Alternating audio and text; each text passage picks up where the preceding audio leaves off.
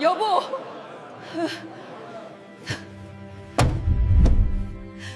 당신이 왜 거기서 나와? 그 남자가 왜 거기 서 있는 거야? 20년 전이었다. 내 아들의 돌잔치 날, 그 남자는 떠났다. 도박 빚이라고 했다. 편지 한 장이 전부였다. 미안하다는 말도 제대로 없이 그냥 사라져버렸다. 그 뒤로 20년이 흘렀다. 난 혼자였다. 낮에는 공장에서, 밤에는 편의점에서 우리 아들의 밥을 챙기고 책을 사주고 학원을 보내고 대학까지 졸업시켰다. 모두 내 손으로, 모두 내 밤샘으로 그 남자를 없는 사람처럼 살아왔다. 아니, 없는 사람이 아니라 미워하는 사람이었다. 한 번도 용서할 수 없었고, 한 번도 마음 놓을 수 없었고, 그저 원망으로만 버텨냈다. 그런데 아들 결혼식 아침 나는 일찍 깼다. 새벽 5시. 창밖은 아직 어두웠지만 내 마음은 벌써 떨리고 있었다. 아들이 장가간다.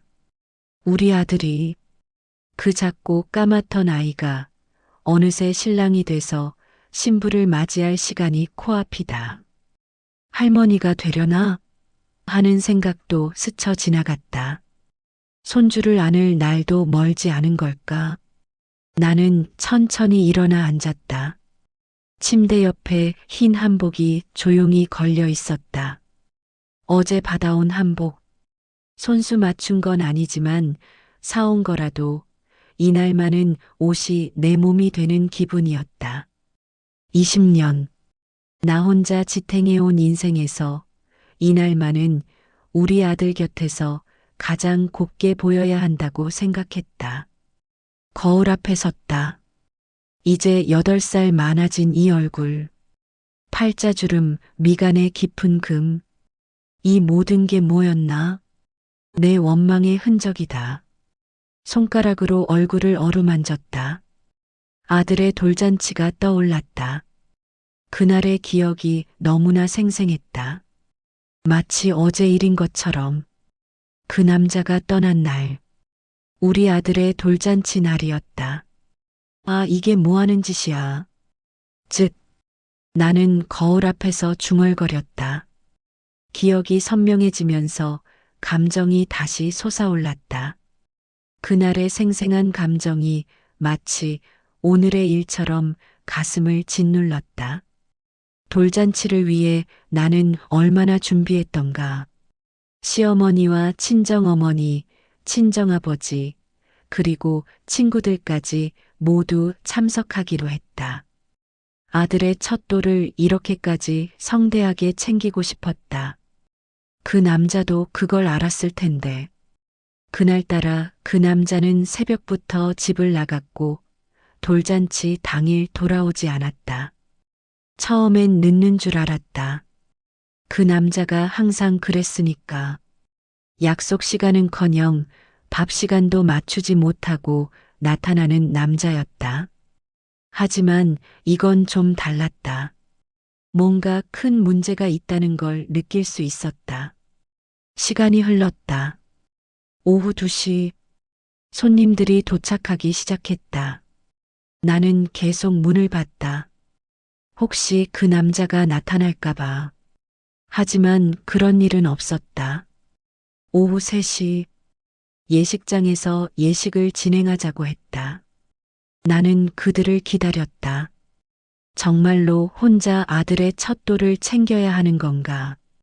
그럴 리가 없다고 생각했다. 반드시 올 거라고 생각했다. 하지만 그는 오지 않았다. 예식을 치렀다. 나는 아들을 안고 사진을 찍었다. 혼자서. 시어머니는 옆에서 나를 격려해줬다. 친정어머니는 내 손을 꽉 잡고 있었다. 하지만 남편 자리는 계속 비어 있었다. 밤이 내려왔다. 손님들이 돌아갔다. 시어머니도 돌아갔다. 친정어머니도 기울어진 목소리로 내일 오겠지라고 말하며 돌아갔다. 하지만 그 말은 누구를 위한 말이었을까? 예상과 달리 그 남자는 들어오지 않았다. 밤 9시, 밤 10시, 밤 11시. 아들은 자고 있었고 나는 창 밖을 계속 봤다. 가로등 아래로 지나가는 사람들을 세었다.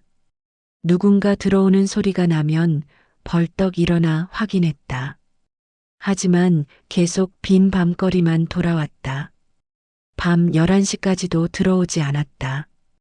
이 남자 어디 있는 거야? 친정어머니에게 전화를 걸었다. 목소리가 떨렸다. 시간도 늦었는데 어머니를 깨웠다. 친정아버지도 돌아가셨다고 했다. 그 남자의 직장도 확인해 봤다. 없었다.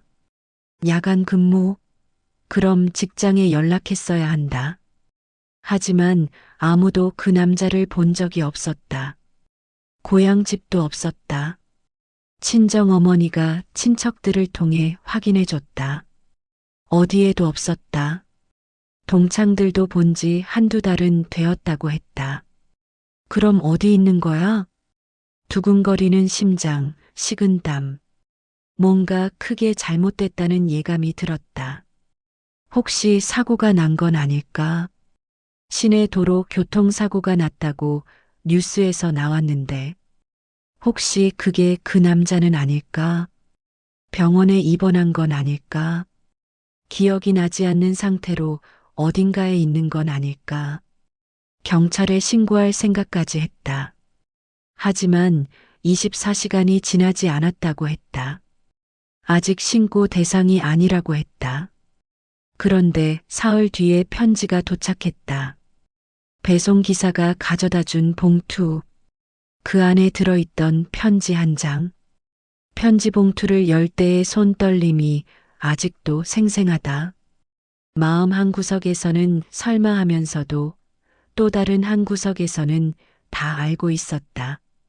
뭔가 크게 잘못돼 있다는 걸 이미 알고 있었다. 그 손글씨는 그의 글씨였다. 미안해. 나 못된 놈이야. 그게 전부였다. 돈은 없었다. 설명도 제대로 없었다. 주소도 없었다. 다음 연락처도 없었다. 하나의 문장만 있었다. 그 문장이 나의 모든 것을 빼앗아 갔다. 그저 도박 빚에 쫓겨나갔다는 거였다. 동생이 나중에 말해줬다. 사채업자가 집까지 찾아왔다고 했다. 그 남자가 동생에게 빌린 돈이 1,000만 원을 넘는다고. 그것도 이미 반년 전부터 빌렸다고 했다. 이자가 엄청났다고 했다. 1,000만 원. 그 숫자가 내 인생을 바꿔버렸다. 아들은 아직 어렸다. 돌이 갓 지나간 아이였다. 아버지 없이 자라야 한다는 걸 아직 모르고 있었다. 순수한 눈으로 세상을 보고 있었다. 나는 그 남자가 준 그 편지를 수십 번 읽고 또 읽었다. 혹시 내가 놓친 단서가 있을까 해서, 혹시 돌아올 것 같은 말이 숨어 있을까 해서, 종이가 보송해질 때까지 펼쳤다 접었다를 반복했다. 하지만 계속 같은 문장만 나왔다. 미안해. 나 못된 놈이야. 그 남자는 우리 모자를 내팽개치고 떠나버렸다. 아들을 안고 나는 밤하늘을 봤다. 저 밤하늘 어딘가에 그 남자가 있을까? 밤길을 헤매고 있을까? 아니면 이미 누군가의 손에 잡혀 있을까? 그건 더 이상 내 문제가 아니었다. 내 문제는 이 아이를 어떻게 키울 것인가였다. 미안해. 그 두 글자만으로 내 20년이 정해져 버렸다. 낮에는 공장에서 10시간, 밤에는 편의점에서 5시간. 쉬는 날 같은 건 없었다. 우리 아들의 밥을 챙기고 학원을 보내고 대학 등록금을 내는 것도 모두 내 일이었다. 아파도 아프다고 말할 수 없었다. 무너져서는 안 되기 때문이었다. 손가락이 갈라지던 겨울도 있었다. 손을 불에 데워야 하는데 일할 시간이 더 중요했다. 허리가 끊어질 것 같은 날도 있었다. 하지만 아들이 밥을 먹어야 했다. 공장의 기계음은 나를 죽이고 싶게 만들었다. 밤 11시부터 새벽 4시까지 손이 얼어붙을 정도의 냉동실 같은 곳에서 살이 떨어져 나갈 정도로 추운 그곳에서 나는 일했다. 한 번은 손가락이 기계에 끼었다. 피가 났다. 하지만 난 계속 일했다. 반창고를 붙이고 다시 돌아갔다. 아들 학원비가 남아 있었으니까. 편의점 일은 다를 것 같았지만 마찬가지였다. 밤하늘 아래서 혼자 서 있는 느낌.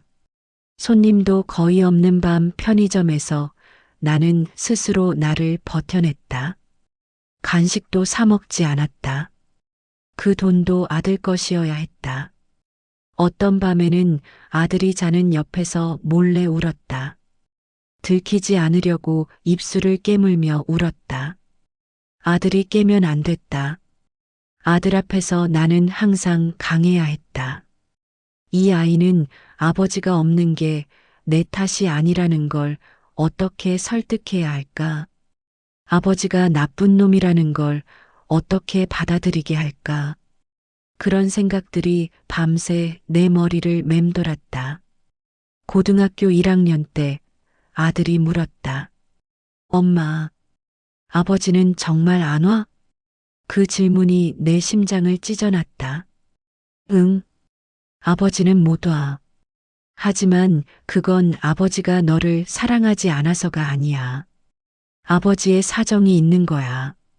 내가 아들을 위해 거짓말을 했다. 아버지를 미워하지 말라고. 아버지를 이해해 달라고. 심지어 감싸기까지 했다. 하지만 내 가슴은 타 들어갔다. 이 남자를 다시 보면 죽여버리고 싶다는 생각으로 밤을 지새운 날도 많았다. 저 인간이 돈을 모아서 나타나면 내가 얼마나 고생했는지 보여줄 거야. 그리고 나한테 남겨둔 모든 것들을 다 되돌려 달라고 말해줄 거야. 이 20년을 어떻게 한숨에 갚을 수 있겠어? 하지만 20년. 그 남자는 나타나지 않았다. 처음엔 분노가 나를 버텨줬다. 분노가 없었으면 진작 포기했을 거다. 분노가 나를 먹여 살렸고, 분노가 나를 움직였고, 분노가 나를 밤샘하게 했다. 분노 때문에 나는 이 20년을 견딜 수 있었다. 어느 날부터 생각이 바뀌었다. 분노도 지쳐갔다. 나도 스스로 포기했을지도 모른다. 그 남자를 찾으려는 마음이 언제부턴가 사라져버렸다. 더 이상 그를 원망할 에너지도 남지 않았다. 그저 우리 아들만 잘 되면 된다. 그 생각이 전부였다. 원망도 희미해져 갔다. 대신 더 깊어진 건 우리 아들을 향한 사랑뿐이었다. 20년. 내가 아들에게 준 것은 물질이 아니었다. 이 몸으로 만든 사랑이었다. 피와 땀과 눈물로 만든 사랑이었다. 엄마, 나 결혼해. 고등학교 3학년 때 만난 여자가 지금 내 아들의 신부가 되려고 한다. 좋은 집안의 착한 여자였다. 시아버지도 좋은 사람이었다. 나 혼자인 걸 알고 누나처럼 챙겨줬다. 그 배려가 얼마나 고마웠는지 말로 표현할 수 없었다. 결혼식 준비할 때도 내 옆에 있었다. 혼자라고 해서 미안해하지 말라고 우리 엄마 같은 마음으로 도와주겠다고 했다. 그 배려를 평생 잊지 못할 것 같다. 엄마, 아버지한테는 연락돼? 아들이 물었다. 심장이 철렁했다. 이 질문이 언젠가는 올 거라고 생각했지만 막상 들으니 준비가 안 돼 있었다. 20년을 살면서 언제나 대비하고 있었는데 정작 그 순간이 오니 뭐라고 말해야 할지 모르겠다. 그런 연락, 이제 뭐 하는 거니? 우린 우리끼리 잘 살면 돼. 나는 담담하게 대답했다. 아들도 더 이상 그런 걸 생각하지 않아야 한다고 여겼다. 우리는 이미 충분히 버텨냈다. 이제는 앞으로만 나아가야 한다고 생각했다. 아들이 더 이상 묻지 않았다. 아들도 그걸 알고 있었나 보다. 이제 결혼식 당일이다. 나는 한복을 입었다. 가슴이 철렁했다. 우리 아들이 신랑이 되는 이 순간, 나는 혼자 이 경험을 하고 있다는 생각에 옛날 생각도 함께 밀려왔다. 신혼 때를 생각해 봤다. 그때는 이렇게 될 줄 몰랐다. 남편과 함께 아들의 결혼식을 보겠다고 생각했다. 손주도 함께 안으면서 행복할 줄만 알았다. 하지만 지금은 더 이상 원망할 날이 아니었다. 우리 아들이 정말 잘 자랐으니까. 이 생각이 전부였다. 나는 결혼식장에 도착했다. 손님들이 많았다. 신부 쪽도 많고 신랑 쪽도 많았다. 며느리 가족이 준비한 것도 많고 내가 챙긴 것도 있고 예식은 오후 3시였다.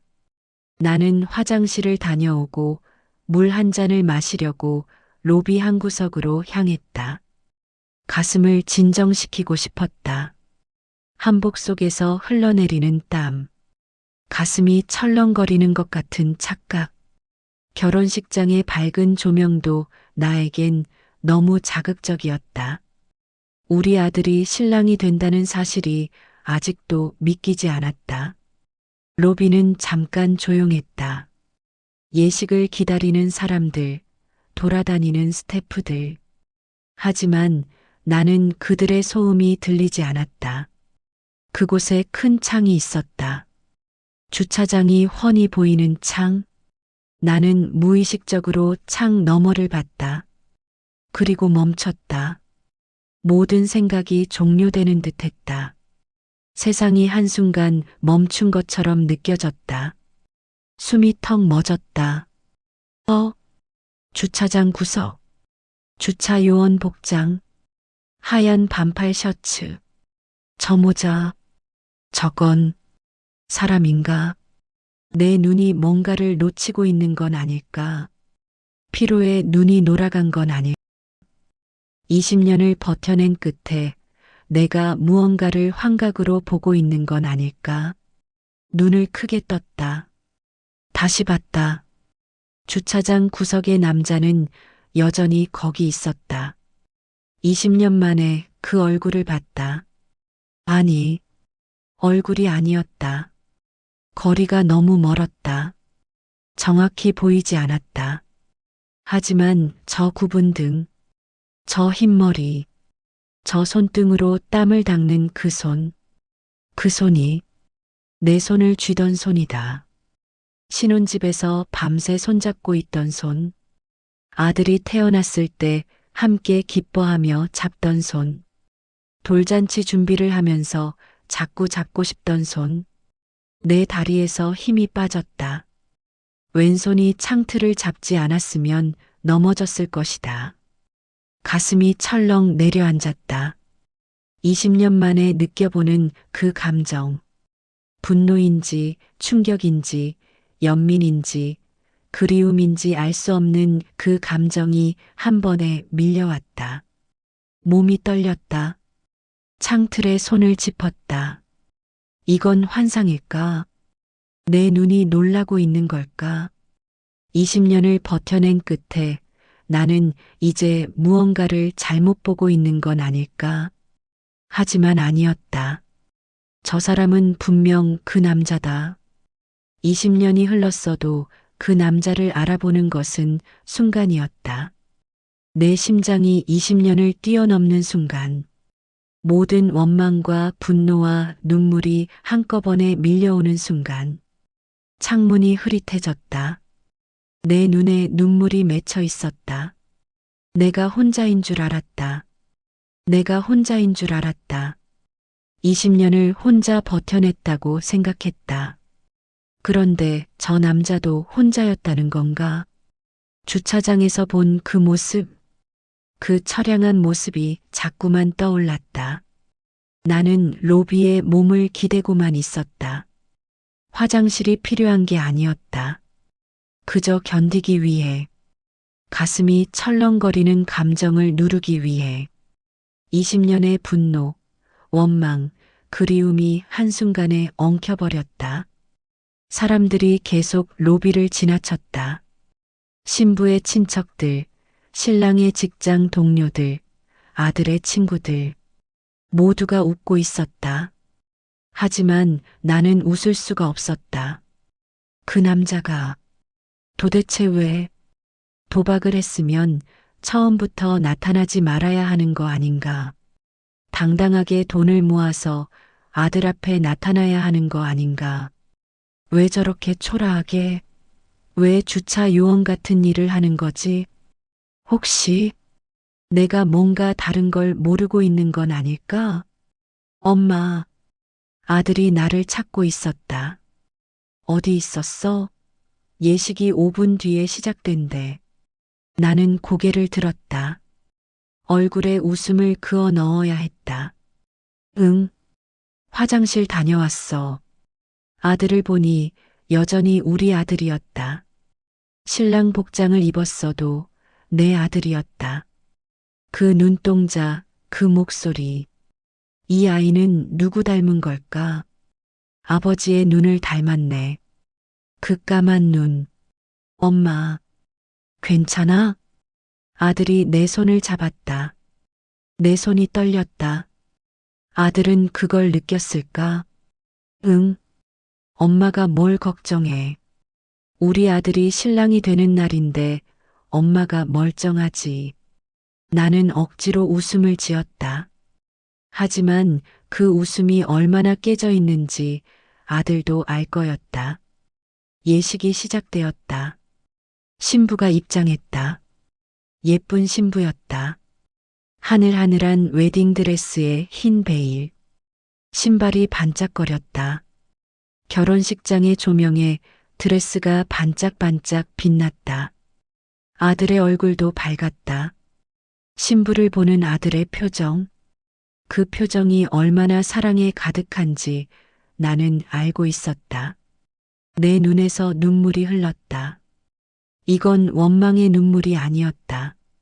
아들을 키워낸 보람에 대한 눈물이었다. 우리 아들이 정말 잘 자랐구나.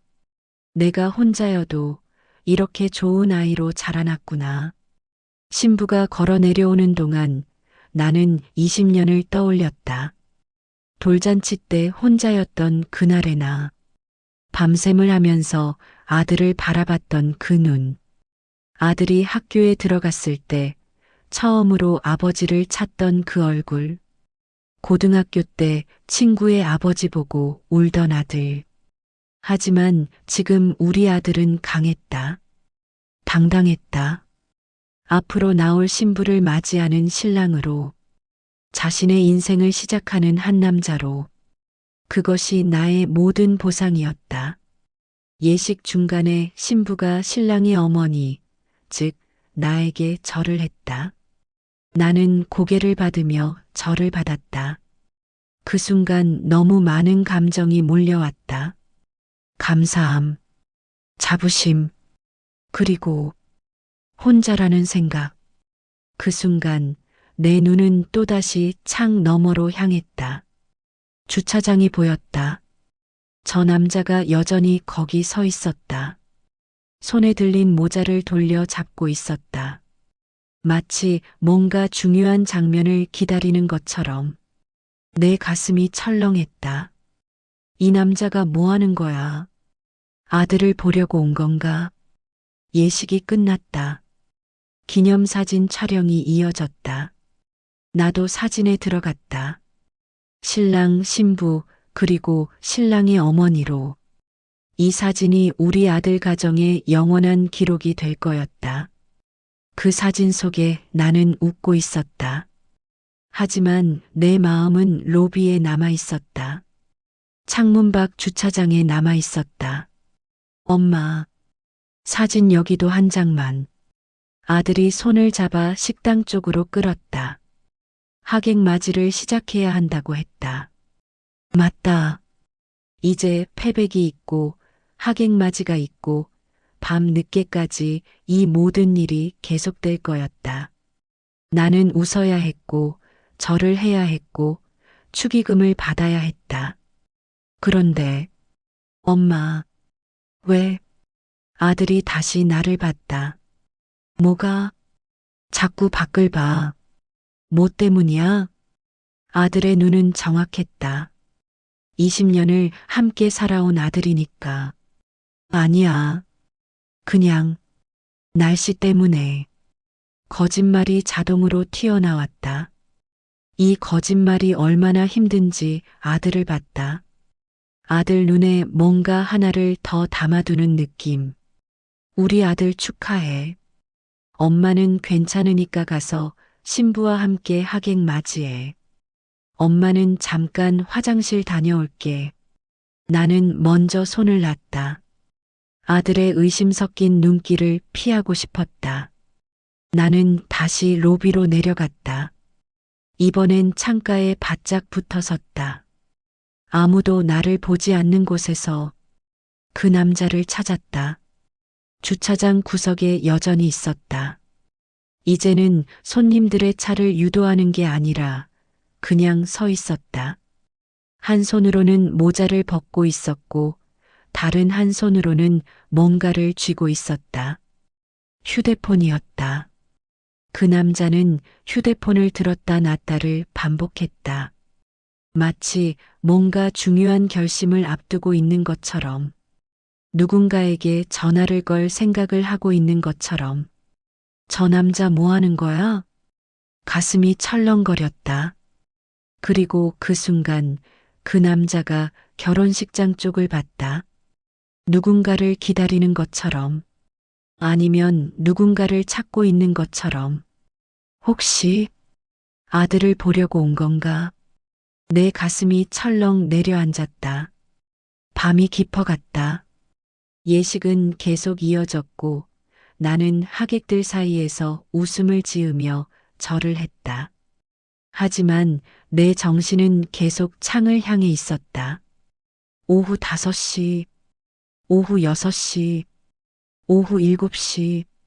그 남자는 여전히 거기 있었다. 몇몇 신랑 신부는 떠났고 새로운 하객들이 들어왔다. 그럼에도 그 남자는 움직이지 않았다. 뭔가를 기다리는 것처럼. 축의금을 받고 있는데도 내 눈은 계속 밖을 봤다. 누가 봤을까? 아들도 눈치채고 있었다. 이제 가야지. 나는 그렇게 생각했다. 이미 내가 알아낸 건 충분했다. 그 남자는 도박을 했고 떠났고 이제 초라한 주차 요원으로 살고 있다. 이게 내가 알아야 할 전부였다. 더 이상 이 남자와 얽혀 있을 이유가 없었다. 그런데 엄마, 아들이 다시 나를 찾았다. 이번엔 신부도 함께였다. 우리 가서 패백을 하자. 삼촌들도 있으니까. 응, 가자. 나는 고개를 끄덕였다. 더 이상 물러날 곳이 없었다. 패백 준비가 시작되었다. 신랑과 신부가 무릎을 꿇었다. 나는 방석에 앉았다. 이런 자리에서는 신부가 신랑의 어머니인 나에게 절을 하고 신랑이 신부의 어머니에게 절을 하는 거였다. 우리 아들이 정말 자랑스럽다. 하지만 그 자랑스러움은 오래가지 않았다. 방문이 살짝 열렸다. 누군가 한 명이 들어왔다. 주차 요원 복장 그대로. 그 남자였다. 나는 호흡을 멈췄다. 모든 시간이 멈춘 것 같았다. 그 남자는 방 안으로 한 발 내딛지 않았다. 문 밖에 서 있었다. 멀리서도 보이는 그 남자의 떨리는 몸. 그리고 그 남자의 눈은 오직 한 사람을 보고 있었다. 신랑, 우리 아들이었다. 아들이 깜짝 놀랐다. 신부도 이상한 표정이 됐다. 아들의 친척들도 술잔을 멈추고 그 남자를 봤다. 아버지, 아들이 말했다. 그 한마디로 모든 게 정말 그 남자가 왔다. 20년 만에 우리 아들 앞에 나타났다. 미안해. 너 결혼식 하는 거 봤어. 그 남자의 목소리는 떨렸다. 나는 자리에서 일어났다. 이 상황을 더 이상 보고만 있을 수 없었다. 뭐 하는 거야? 내 목소리도 떨렸다. 그 남자가 나를 봤다. 20년 만에 그 남자가 내 눈을 정면으로 봤다. 그 눈빛이 내가 원망했던 그 남자의 눈빛이 아니었다. 그 눈에는 후회가 있었다. 깊은 슬픔이 있었다. 그리고 사랑이 있었다. 우리 나가서 얘기하자. 꼭 하지 않으면 안 될 말이 있다. 나는 아들에게 말했다. 엄마, 뭐 하는 건데? 아들의 목소리가 흔들렸다. 그냥 나가자. 나는 방을 나왔다. 그 남자도 나를 따라 나왔다. 복도는 조용했다. 예식장에서 나오는 웃음소리만 희미하게 들렸다. 20년 만에 뭐하러 나타났어? 도박 빚다 갚았어? 내가 먼저 입을 열었다. 분노가 치솟았다. 20년을 버텨낸 감정이 한꺼번에 터져 나왔다. 미안해. 우리 아들이 잘 자랐으니까 이제 나타나도 괜찮을 것 같았어. 뭐가 괜찮아? 넌 20년 동안 어디 있었어? 나는 어떻게 했는데? 나의 목소리가 떨렸다. 이랬어. 그 남자의 목소리는 낮았다. 뭐? 일? 도박은? 그냥 도박을 했다고 했잖아. 편지에서 나 혼자 아들을 키웠어. 너를 원망하면서 말이야. 당신은 어디서 뭘 했어? 나 얼마나? 내 목소리가 높아졌다. 당신 때문에 나는 20년을 빼앗겼어. 아들도 아버지를 빼앗겼어. 당신 때문에 우리가 얼마나 힘들었는지 알아? 처음부터 도박빚 때문이 아니었어. 그 남자가 말했다. 나는 숨을 놓았다. 뭐라고? 내가 다시 물었다. 뭔가 큰 말이 나올 것 같은 느낌. 20년의 벽이 흔들리는 것 같은 느낌. 우리 아들의 돌 때 병이 났잖아. 뭔가 이상했던 거 기억나? 병원에 자꾸 가고 싶어 했던 거. 그 병이 뭐였는지 기억나? 내 손이 떨렸다. 아들의 돌때를 생각해 봤다. 그때 아들의 상태가 좀 이상했었다. 잘 먹지 않는 것 같았고, 자꾸만 보채는 것 같았다. 밤에 울고 낮에도 보챘다. 그래서 병원에 데려갔다. 의사는 뭔가 이상한 소견을 했고, 정밀 검사를 해야 한다고 했다. 희귀병이었어. 그 병이 방치되면 평생을 못 쓰게 되는 병이었어. 의사도 빨리 수술을 받아야 한다고 했지. 그 남자가 계속했다. 병원에 한 달간 입원했고 수술비가 1,000만 원 되었어. 넌 아무한테도 말 못했어. 자존심 때문에. 나는 기억했다. 아들이 수술을 받아야 한다고 했을 때 나는 얼마나 절망했었는가. 1,000만 원이라는 숫자가 얼마나 크게 느껴졌는지. 한 달 월급이 200만 원도 안 되던 시절에. 그때 내가 뭐라고 했어? 괜찮아. 내가 해결할게 라고. 그리고 내가 친구한테 빌려달라고 물었어. 깔끔하게. 그 친구가 사채? 내 목소리가 아주 작아졌다. 응, 깔끔하게. 그 남자가 고개를 끄덕였다. 그리고 그 빚이 불어났어. 금리가 무서웠어. 한 달, 두 달. 반년이 지나니까 원금보다 이자가 더 많아졌어. 그리고 사채업자들이 집까지 찾아오기 시작했어. 너와 아들을 위협할 정도로. 나의 가슴이 철렁 내려앉았다. 그 말이 사실이었다. 사채업자가 집까지 찾아왔던 거 맞다. 나는 그것 때문에 얼마나 무섭고 떨렸었는지. 그래서 떠난 거야? 내가 물었다. 목소리가 작아졌다. 이제 질문이 아니라 이해를 구하는 것 같은 목소리였다. 응. 빚이 너한테까지 갈까봐 무서웠어. 아들한테 갈까봐. 내가 돈을 빌린 게 아니라 넌 돈을 빌려준 거고 아들은 희귀병 때문이었으니까. 그럼 너랑 아들한테 돈을 따내려고 올 거였어.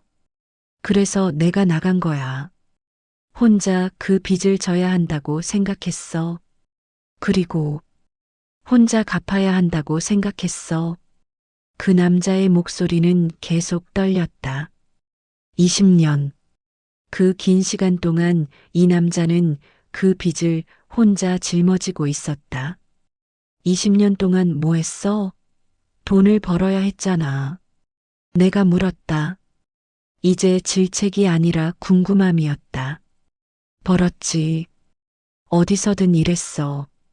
공장에서, 건설장에서, 아파트 경비로도 했어. 돈을 버는 곳이면 어디든 갔어. 3년마다 빚을 조금씩 갚으면서 그 남자가 자신의 주차 요원 복장을 내려다봤다. 지금 이 일도 하고 있고 나이 든 사람이 할 수 있는 일이 이 정도밖에 없어. 그래도 괜찮았어. 우리 아들이 잘 되면 그걸로 충분했으니까. 이게 내 벌이라고 생각했어. 내가 감당할 수 있는 최대의 벌이라고. 나는 말을 할 수 없었다. 20년의 원망이 한순간에 무너지는 느낌이었다. 그 남자가 무릎을 꿇었다. 복도의 차가운 바닥에 무릎을 꿇은 그 남자. 20년 만에 내 눈에는 눈물이 멈추지 않았다. 이건 분노의 눈물이 아니었다. 오해의 눈물이었다. 20년을 잘못 본 눈물이었다. 일어나. 내가 말했다. 미안해. 그 남자는 계속 무릎을 꿇고만 있었다. 일어나. 나는 그 남자의 손을 잡아 일으켜 세웠다. 처음으로 내가 먼저 그의 손을 잡았다. 20년 만에 그의 손은 상처로 가득했다. 굳은 살, 갈라진 피부, 세월의 흔적이 손가락마다 묻어 있었다. 이 손으로 20년을 벌었구나. 복도는 여전히 조용했다. 하객들의 웃음소리는 멀리서만 들렸다.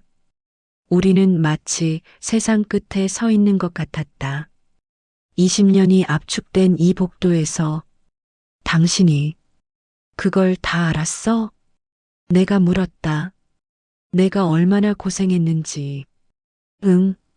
그렇다면서도 나타나지 않았어? 내가 나타나면 넌 내한테 화낼 거 알았어. 아들도 혼동할 거 알았어. 그래서 괜찮아질 때까지 기다렸어. 괜찮아질 때까지?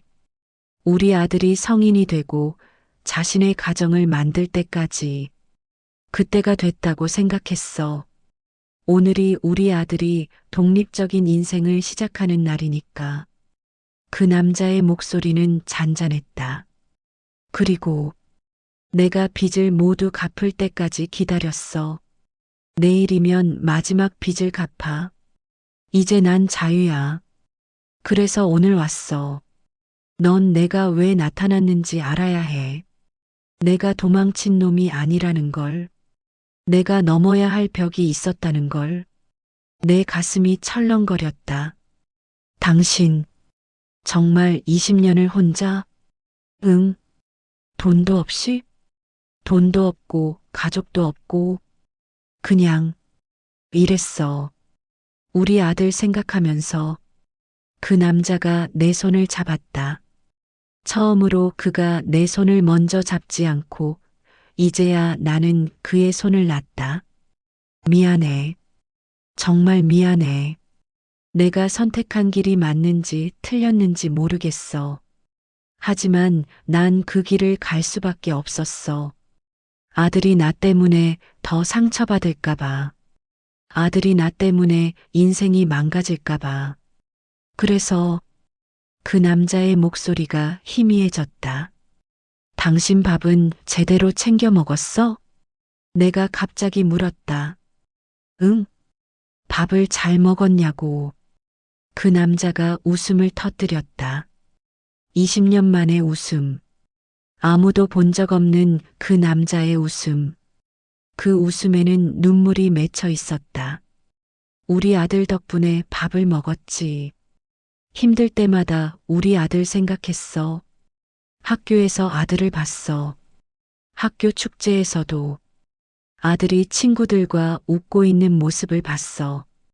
그 모습만으로 나는 다음 날을 버틸 수 있었어. 우리 아들을 볼 때마다 내가 이 길을 갈 값어치가 있다고 생각했어. 그게 날 먹이고 있었어. 그게 내 밥이었어. 내 눈에서 눈물이 또 흘렀다. 우리 아들에게는 말했어. 오늘 뭐라고? 이 모든 게 미안하다고. 그리고 너의 엄마가 얼마나 대단한 사람인지 알아야 한다고. 내가 말하고 싶은 건 너라면 나를 용서하지 않을 거라는 거야. 하지만 적어도 넌 너의 엄마를 정말로 존경하게 되기를 바란다고 했어. 날 다시 보는 건 상관없고 너의 엄마를 더 사랑하고 존경해주면 된다고 했어. 나는 그 말을 들으면서 울음이 터져 나왔다. 당신, 왜 그런 말을? 내가 물었다. 왜냐하면 그게 사실이니까. 우리 아들은 너 없이도 잘 자랐어. 아니, 너 없었기 때문에 더 잘 자랐어. 다른 아버지가 있었다면 달랐을 거야. 하지만 넌 우리 아들을 모든 것으로 만들어줬어. 그 공로는 전부 너한테 있어. 내가 아니라 너야. 넌 아들의 엄마일 뿐만 아니라 아버지였어. 형이었고 친구였고 모든 것이었어. 복도가 소란해졌다. 아들이 나를 찾고 있었다. 엄마, 엄마 어디 있었어? 뭐하고? 아들이 복도에 나타났다. 그리고 아버지를 봤다.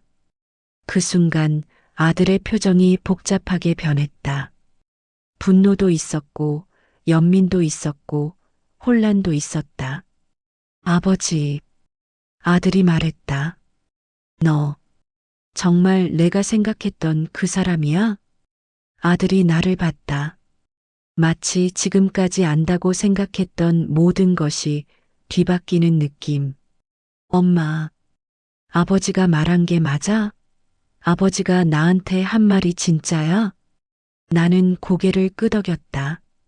목이 메어 말을 할 수 없었다. 아들이 그 자리에 앉았다. 복도 바닥에 앉았다. 와, 난 내 생각이 완전히 틀렸구나. 아버지를 미워했는데 아버지가 그 시간을 혼자 버티고 있었다고? 아들의 목소리가 떨렸다.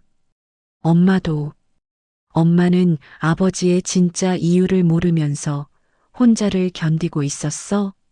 20년을? 그 순간 아들도 울었다. 그 밤 우리는 3시간을 그 복도에서 보냈다. 회식장의 사람들이 떠나갈 때까지, 마지막 하객이 나갈 때까지. 아들이 아버지에게 물었다. 아버지, 정말 20년을 혼자였어? 응. 그리고 나를 계속 봐왔어?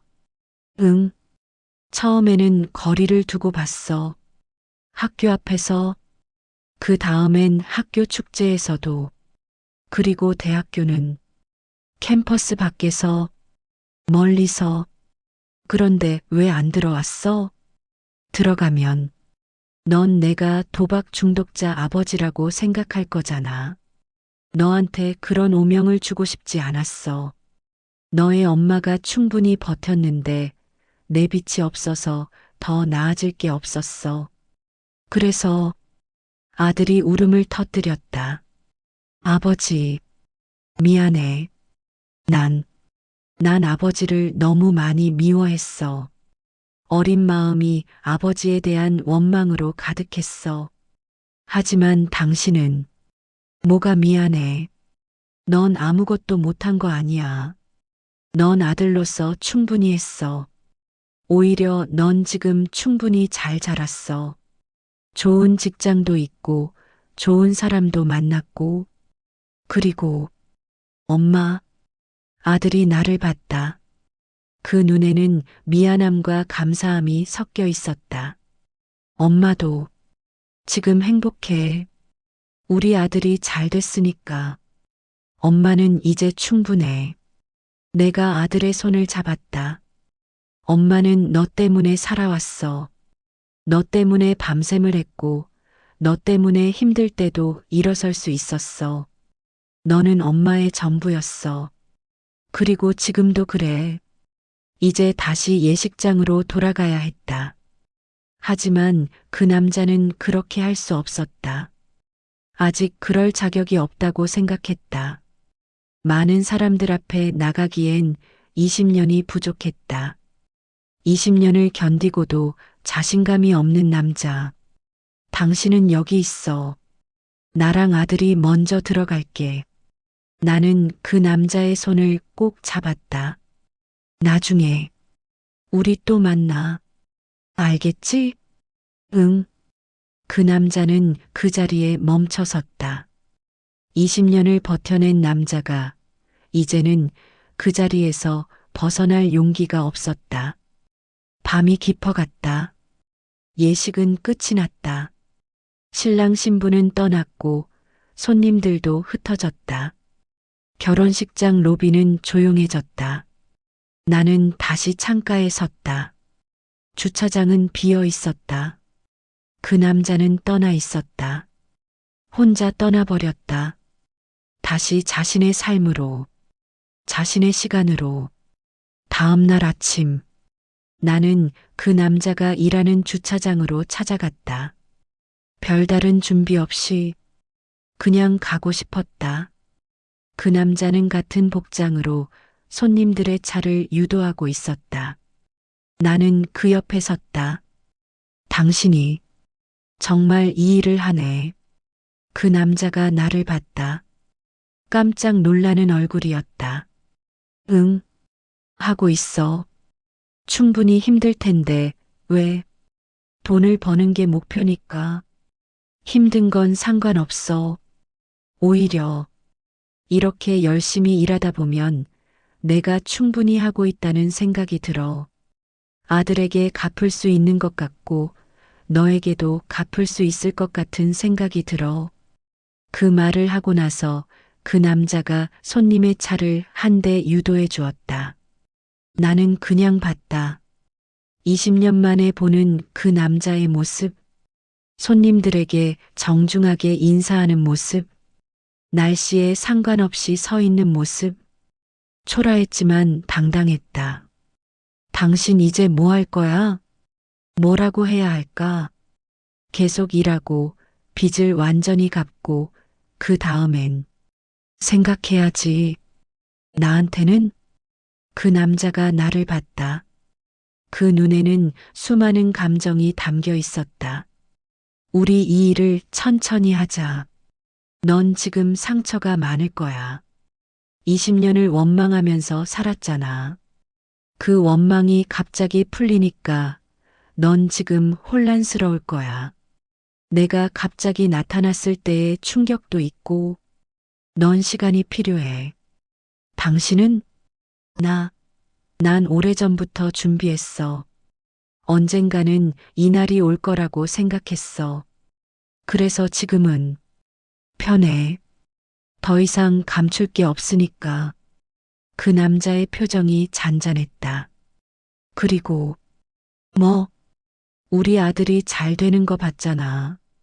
그게 벌써 내 보상이야. 그 이상 뭐가 필요해? 이 일이 힘들어도 상관없어. 우리 아들이 잘 자라는 것만으로 충분해. 그리고 넌, 그 남자가 나를 봤다. 넌 내 옆에만 있으면 돼. 시간이 흘렀다. 나는 그 후로 자주 주차장을 찾아갔다. 처음엔 말없이 그냥 옆에 섰다. 차를 유도하는 그 남자를 봤다. 그 일을 하는 그 남자를 봤다. 그 다음엔 가끔 밥을 사줬다. 저녁 때 도시락을 들고 가서 같이 먹었다. 주차장 구석 한때 우리의 거리였던 그곳에서 그 다음엔 앉아서 얘기를 나눴다.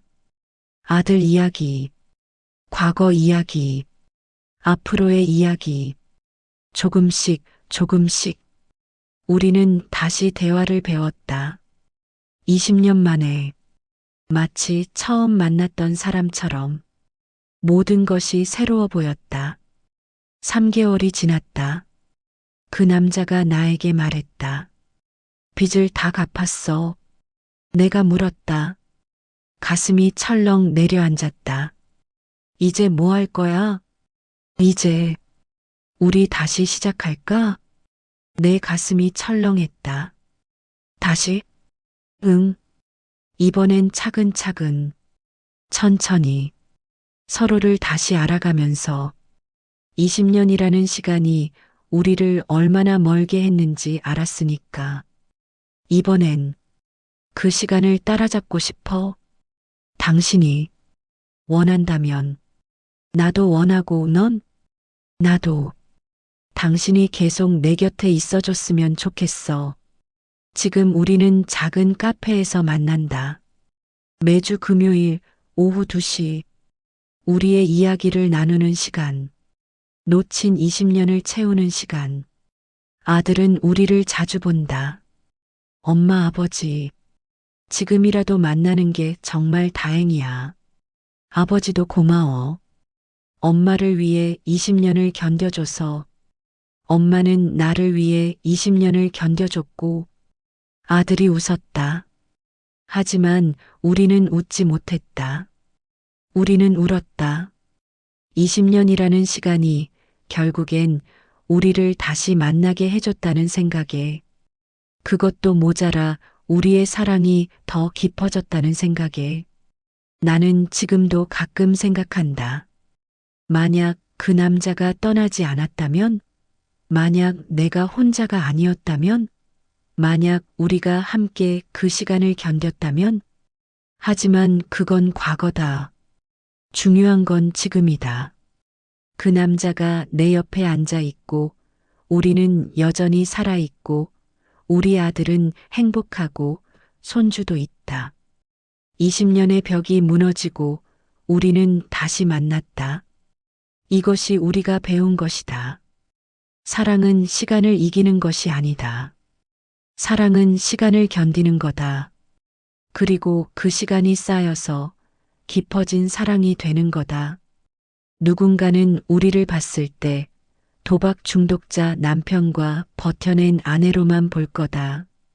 하지만 우리를 아는 우리에겐 우린 다르다. 우린 서로를 위해 20년을 견딘 가장 깊은 사랑의 증거다. 아들은 우리의 노고 속에서 자랐다.